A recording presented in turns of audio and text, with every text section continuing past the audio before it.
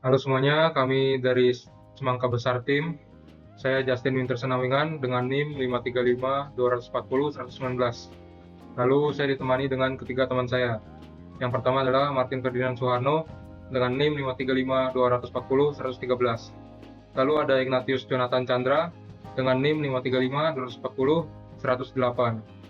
Dan Yusuf Abdurrahman Aslam 535-240-121. Latar belakang, toko buah adalah tempat yang menyediakan buah segar bahkan terkadang menjual olahan buah. Kami memilih tema toko buah karena memiliki banyak aspek yang dapat kami pelajari dan amati. Mitra, kami melakukan observasi pada Farmers Market Citraland Grogol, Mall Ciputra, Jakarta. Dari hasil observasi tersebut, kami mendapatkan 5 entitas. Yang pertama ada karyawan, lalu ada buah, gudang, pelanggan, dan juga supplier. Ini adalah hubungan antara entitasnya. Pertama adalah pelanggan membeli buah, lalu ada buah disimpan di gudang, dan ada supplier memasok buah, lalu ada karyawan yang mengontrak supplier, lalu ada karyawan yang melayani pelanggan. Selanjutnya, kita menentukan atribut dari entitas dan relasi. Pada tabel karyawan, terdapat atribut ID karyawan, nama karyawan, gender, nomor telepon karyawan, jabatan, dan ID jabatan.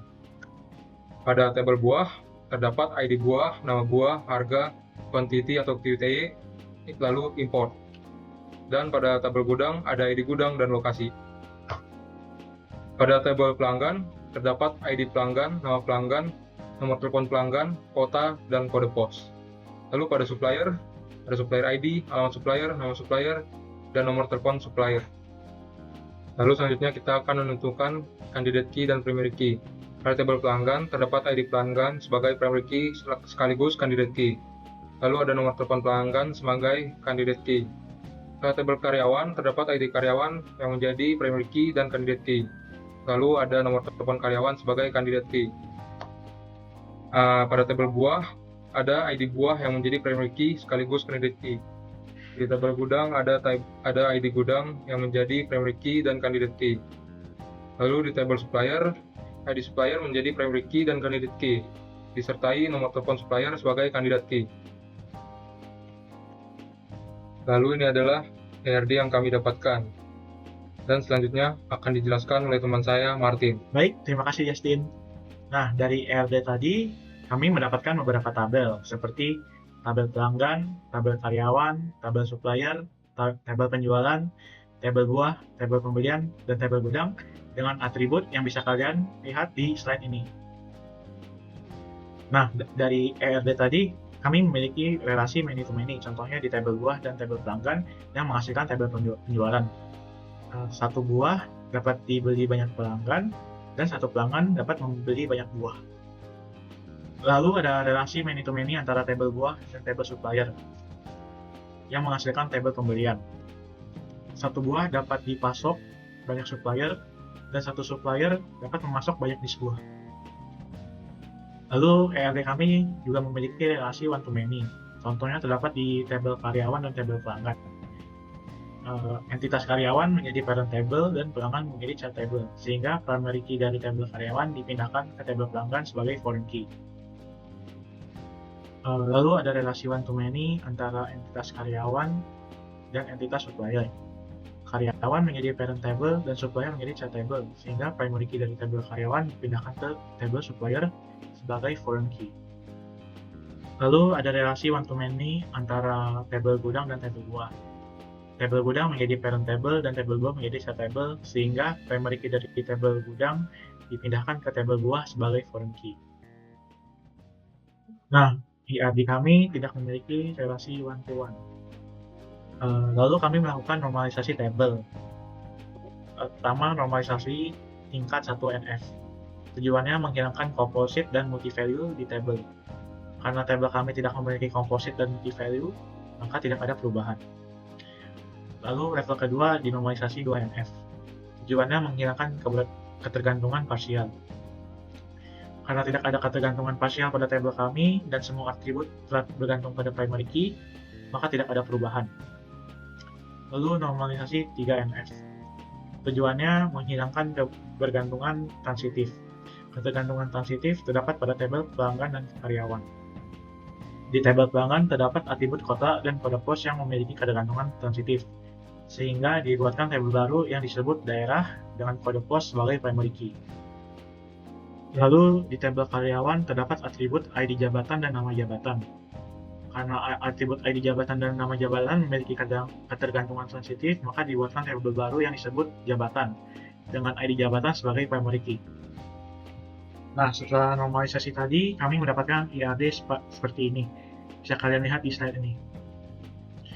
Selanjutnya, penjelasan mengenai SQL akan dijelaskan oleh teman saya, Yusuf dan Ignatius. Saya akan menjelaskan 3 hal, create database, create table, dan insert data. Pertama itu adalah bagaimana cara membuat database, yaitu adalah kita gunakan perintah create, lalu database disertai dengan nama yang akan kita gunakan.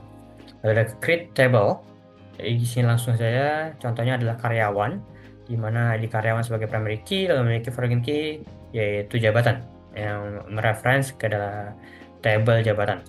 Ada supplier ID sebagai primary key, foreign key-nya adalah karyawan, reference ke tabel karyawan, lalu ada tabel pelanggan, ID pelanggan sebagai primary key, lalu memiliki 2 foreign key, yaitu karyawan dan kode pos, di mana kode pos mereference ke tabel kota. Lalu ada tabel buah, primary key-nya adalah ID buah, memiliki foreign key yaitu gudang, mengarah ke tabel gudang. Lalu tabel gudang sendiri, di mana ID gudang adalah primary key. Lalu ada tabel penjualan dan pembelian, seperti yang tertera di sini. Tabel jabatan, tabel kota. Nah, sekarang kita akan masuk ke dalam insert data table, di mana kita memasukkan data ke dalam table.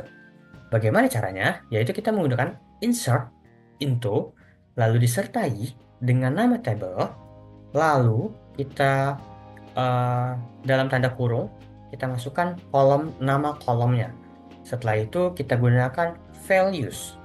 Lalu di situ kita baru akan menuliskan isi dari data tersebut.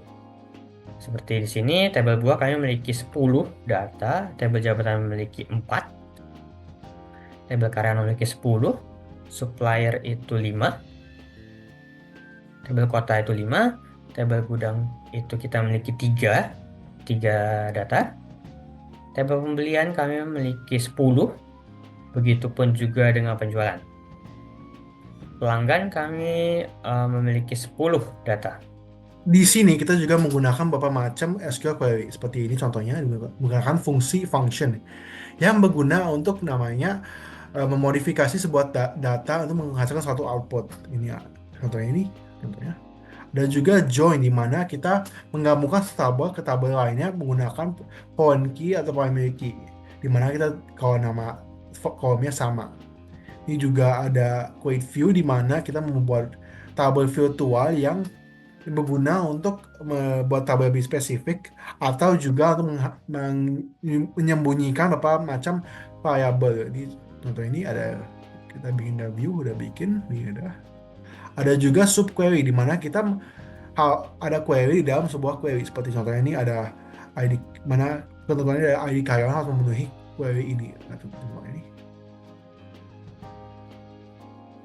Ada juga ini case yang seperti bahasa pemrogramannya, di mana if else, di mana memenuhi suatu kondisi untuk menghasilkan suatu output. Juga ada ini bind variable, di mana kita akan masukkan sendiri namanya ini ketentuan sini, seperti kayak ID jabatan. Kalau kita masukin seperti contohnya 1004, akan ini menghasilkan tabel yang ada ID jabatan 1004. Seperti kalau kita sama aja dengan ini, tapi kita bisa masuk sendiri, kita bisa ganti di 1003, 1002 atau sendiri. Ada juga create sequence, yang sequence itu seperti counter dalam bahasa lain, dimana kita buat ini dan kita akan setiap kali kita panggil nilainya akan naik tergantung dengan increment berapa. Kalau ini kan by 1, berarti akan mulai dari 10.001 dan 10.002, 3, 4 seperti ini. Kita udah bikin tabelnya, udah masukin dari 10.001, 10.002, 10.003, akan kita masukin, coba di tes, dan hasilnya bahas seperti itu. Dan juga ada terakhir ini auto table. Auto table itu berguna untuk mengganti atau memodifikasi sebuah tabel. Seperti ini, kita ada tabel supplier, di mana kita mengganti nomor kolom dari nomor telepon menjadi nomor telepon supplier. Dan sudah kita lakukan. Sekian dari kami dan terima kasih.